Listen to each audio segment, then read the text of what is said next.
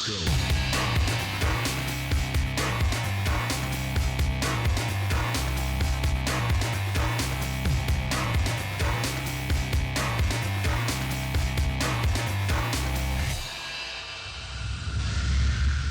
This episode, we're back in the Coral Sea and Kezza has the chance of a fish of a lifetime.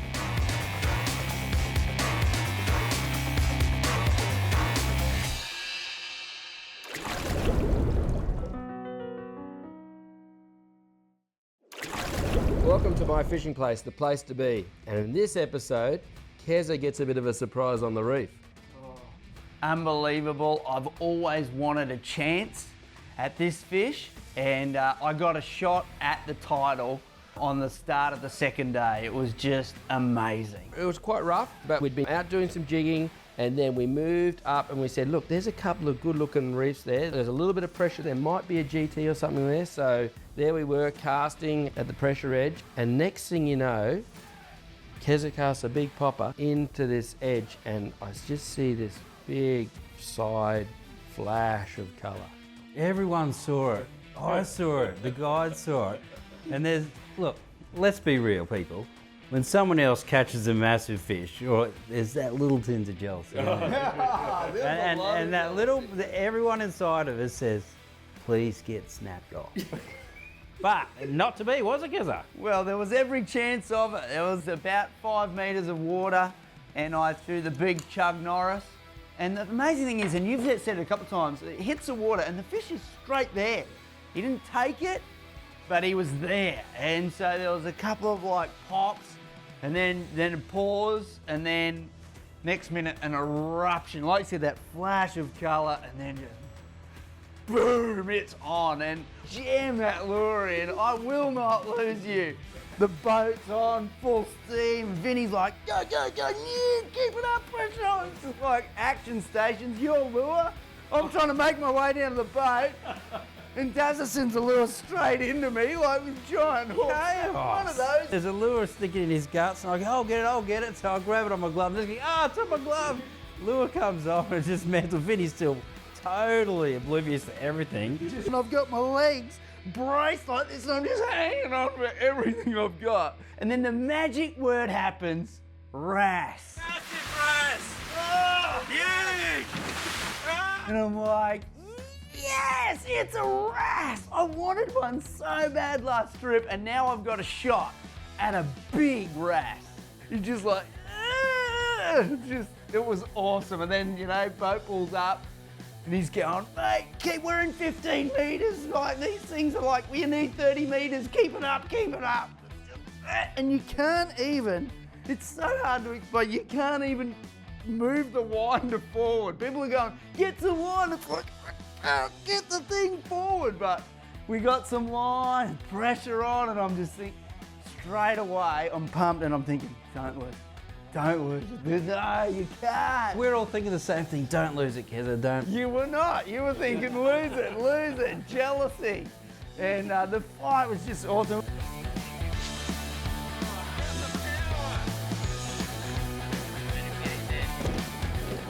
It was just such a wicked fight, and it is just dog on dog, try and keep this thing up. And then we saw a bit of flash of some colour.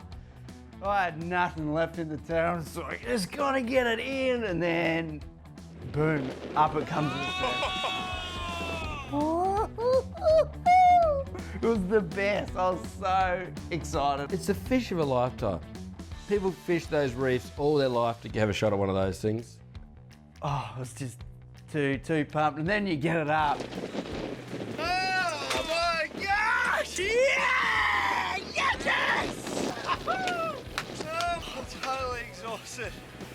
I've got nothing in the tank. Oh man, that's the fish of my lifetime. And I was just exhausted. I just wanted to just collapse.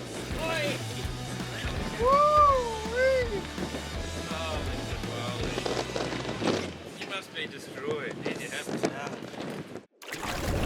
After the break, give you the chance to decide who is the champion.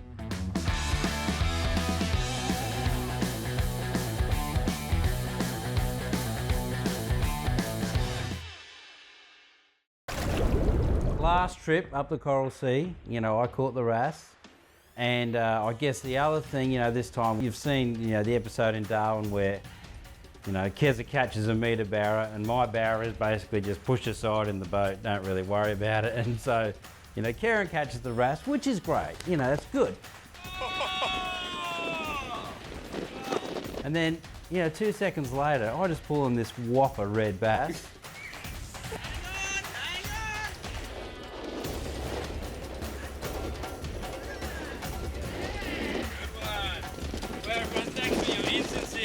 And everyone just looks at me, it's like, well done, well done. Right, where's the wrasse? And it's like, yeah, it hurts, you know, there's no two ways about it, it hurts. Great bass, mate. Wow. So, any fish we get today in the boat won't be good enough, will it?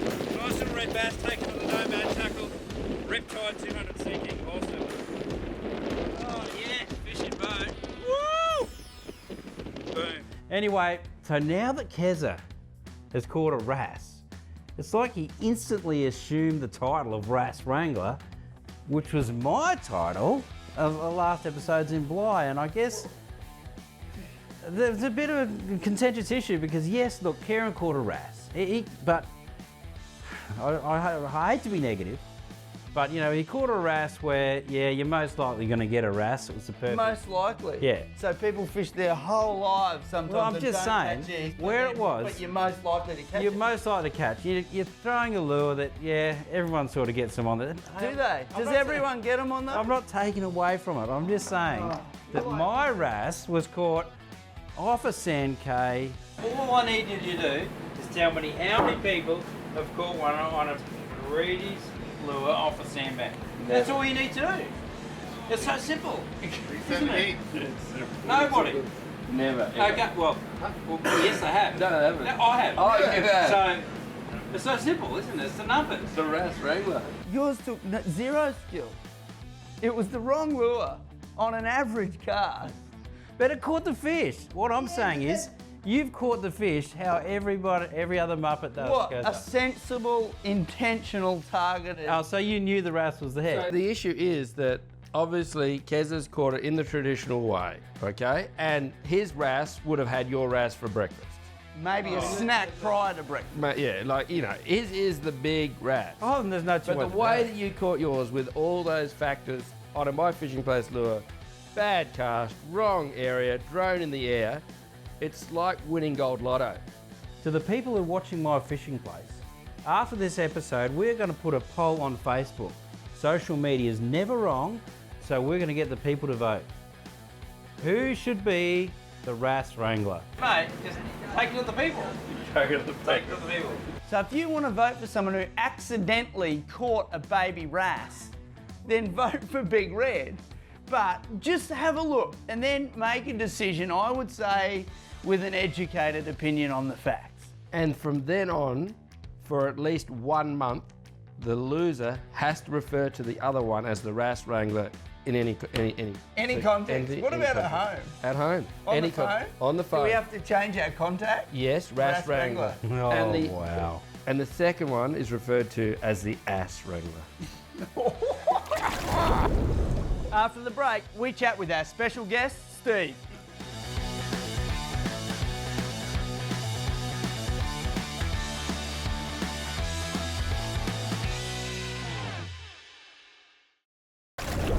And on this trip to the Coral Sea, we took along a special guest, our brother-in-law, Steve. What did you think of your first trip to the Coral Sea? Yeah, so I had a great time. Like, I didn't expect the seas to be as rough as they were. I mean, that made things hard, but I mean, every fish I caught was a species for me. So, I mean, in that first day, I think we pulled in, 10 fish off the flats, and every single one was a first for me. First GT, first long nose, bluefin trevally.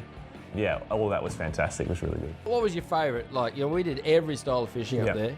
Yeah, so, I mean, we focused a lot on the flats because it was so rough out the back, and that was good, but I really enjoyed using the soft plastics on day 2, and I pulled out 4 or 5 coral trout in really quick succession using those. That was really good. And so, compared to what you usually catch at home, how do these fish compare?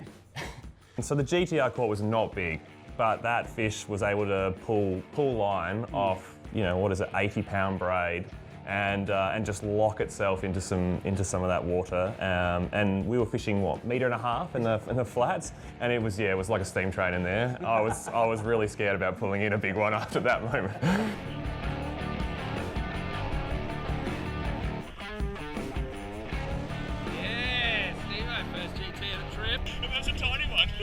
Yeah, there's definitely some capability in that fish. Well, that was your comment. It wasn't you pulled it up and then you were scared. Yeah.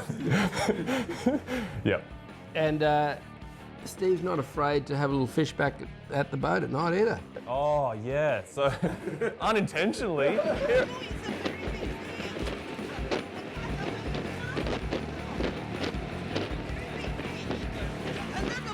I was just trying to be helpful, passing the rod down to the wet deck, and all of a sudden found myself loaded up with a ginormous cod.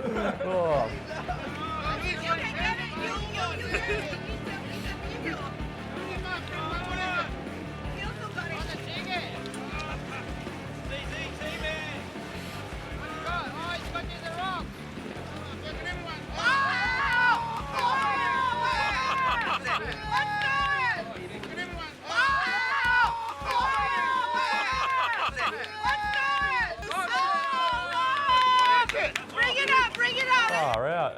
And then I thought I lost it, wind it in, and on the inside of that massive cod is a little cod that's missing half of its scales because it got inhaled. Hey, where's the other one?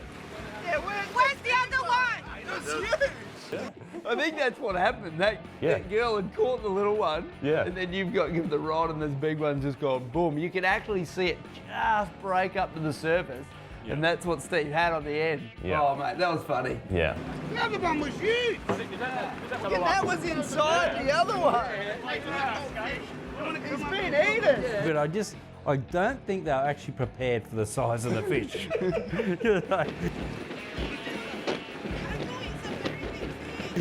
Oh, you do. It seems like, yeah, okay. And that was a stonker. That was gold. Yeah. That was gold. Yeah, I think in the Coral Sea there's always a bigger fish. Tell us, what was your experience with your first encounter of a Spanish mackerel? The hookup was fantastic. Like just in the channel between two parts of the reef, reel just screaming off line as the take happened. Could barely get the rod out of the rod holder. And just locked into holding onto it. Land a good sized Spanish mackerel, really happy. Another first fish. How's your back? Sore. Yeah, same here. Yeah. But that's mostly from just banging your knees into the gunwales the whole time. It's not from casting oil and fish. It's just getting blasted by the ocean. Oh, rough as guts. So Steve, overall impression of the trip? Yeah. First trip to the Coral Sea, Nomad was a fantastic host. The guides were great, knowledgeable, quick with tips if you were looking for something, some advice about how to go after a particular species. And the food was fantastic, and you felt like you were being looked after the whole time. So as a punter up there for my first trip, it was brilliant. Awesome, mate. Gold. After the break, we take some heavy species on some light gear.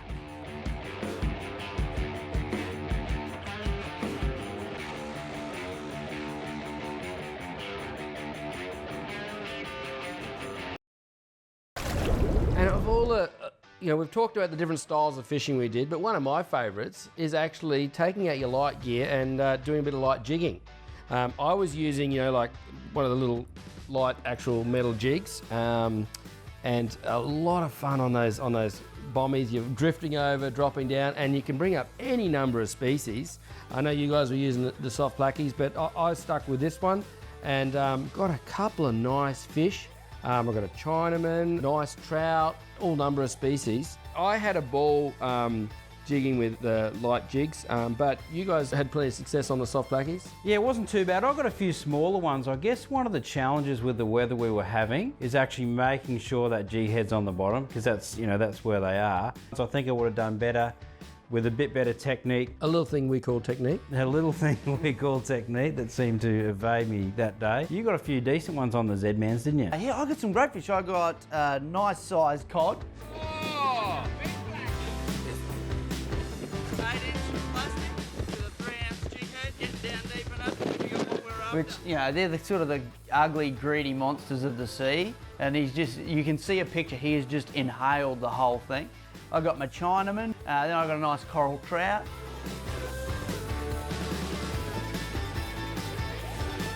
But yeah, it's a big placky to be dropping down. But like we talked about on the boat, if you stick away from the small plackies, you've got to be a bit more persistent to get the hits. It's a little bit in between, but generally when you hook up, you end up with a good fish.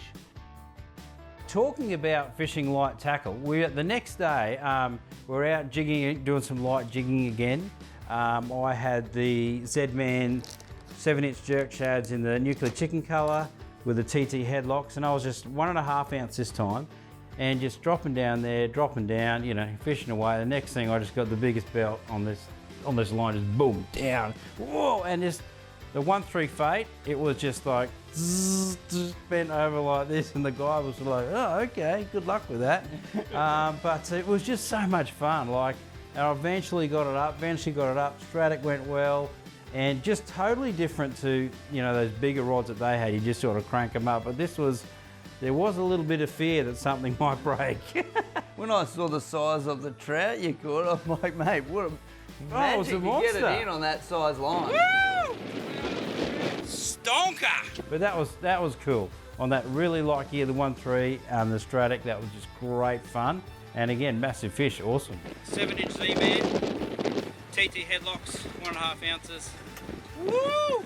You know, you don't get the opportunity a lot to see, you know, on those harder days where you think, look, there really could be a fish on that spot, you know. And we did spot one of those, this reef where it looked to be a bit of bait, looked to be a bit of pressure edge, and, you know, we'd been jigging, and the guide actually said, hey, check that out. And so, you know, I quickly grabbed, we can see this. Let's reverse. I think you made yourself sound a little innocent there. I think what's happened here is Daz has taken a couple of liberties. So what was happening is Daz and I were both jigging away, jig. And somehow Darren's line comes over mine and mine goes there. We could put it down to incompetence. We could say incompetence. However, and so, of course, we bring both lines up, and I'm there helping the guide, and we're trying to get it undone, and Darren just with blatant disregard for any fishing etiquette whatsoever goes, oh, bommy. He just leaves his rod. I'm just like, what? And I said to the guide, I said, well, I bet he'll catch a fish off that. So next thing you hear, oh, I'm like, you are kidding me. Why, Oldest trick in the book, mate. Tangle up your fishing partner's line, get him out of the water, leave him to do the work while you keep casting. good guys finished last. I couldn't believe it.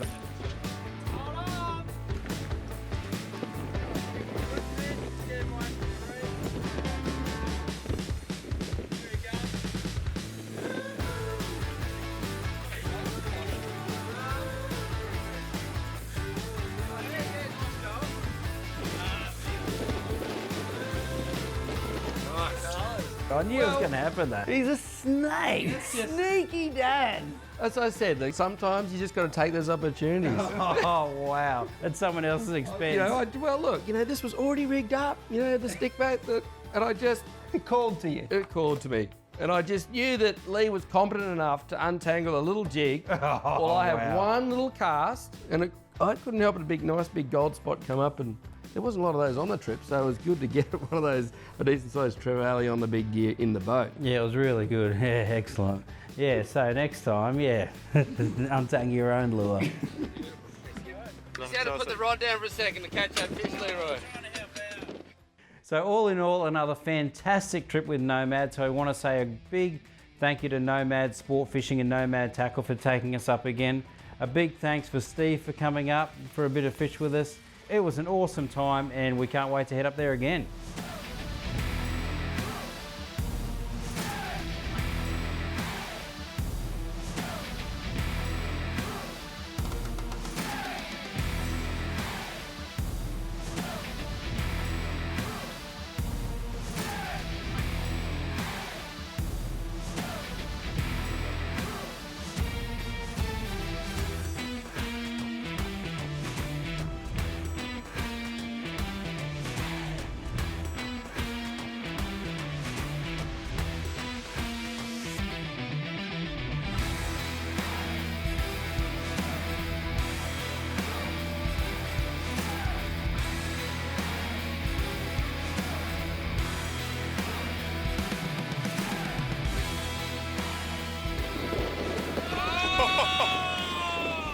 And don't forget to go online and check out our gear guide where we'll go through all these lures and all the gear that we used up there up north. And if you want a bit more of detailed information, see us online. Well, thanks Steve for coming along anyway, mate. No worries, I now know who to go and speak to about catching a wrasse. Yes! Woohoo! Now it really was a pleasure, Steve, to have you on the trip. Hope you can join us again soon. No worries, but... In our next episode, fishing options of the people.